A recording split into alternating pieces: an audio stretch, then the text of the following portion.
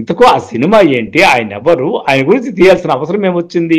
విలువలు విలువలు విలువలు అనే వాటిని కేవలం పుస్తకాల్లో మాత్రమే ఉంటాయి. వాటిని పాటిస్తే మనం జీవితం ముందుకు పోలేమో అని నేటి సమాజం భావిస్తున్న తరుణంలో ఆ విలువలను కూడా కొందరు పాటిస్తూ సాధారణ జీవితాన్ని గడుపుతూ ఆనందంగా జీవించవచ్చు.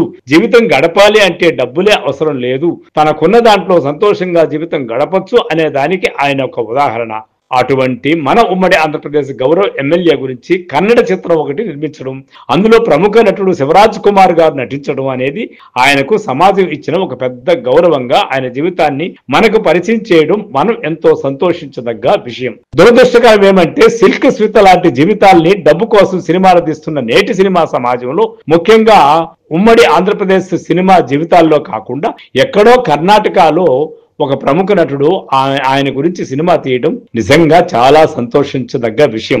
ఆదర్శంగా ఇప్పటి తరానికి నిలుపదగినటువంటి ఆయన ఎవరో కాదు, గుమ్మడి నరసయ్య.